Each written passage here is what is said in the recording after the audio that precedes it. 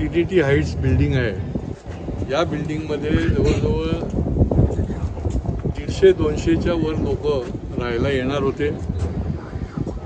जवळजवळ 12 वर्ष यांनी वनवास भोगलेले लोक आहेत। त्यांची आज प्रतिनिधी या ठिकाणी या बिल्डिंगच्या इथे जमलेले।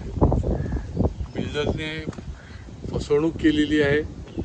जेव्हा त्याचा ताबा द्यायला पाहिजे तर तो ताबा दिला नाही आणि त्याच्यामुळे यांनी एकजुटीने या ठिकाणी हा लढा सुरू ठेवलेला आहे आणि या लढ्यामध्ये मी त्यांच्या बाजूने आहे, त्यांच्या पाठीशी आहे। आता या बिल्डिंगच्या बाबतीमध्ये पुढची लढाई जी आहे त्या संबंधामध्ये आजच सगळे इथे बसले होते, कारण की 90% पैसे भरलेले।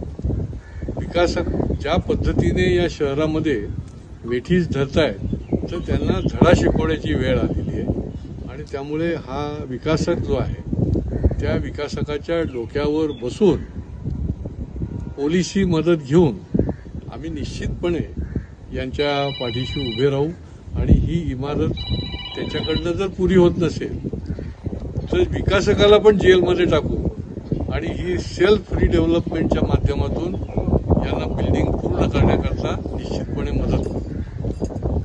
आम्ही 12 वर्षापासून या सोसायटीची बुकिंग आम्ही 2014 मध्ये केली होती आणि तेव्हापासून आम्ही आतापर्यंत फक्त वाट बघतोय की आम्हाला घर कधी भेटणार।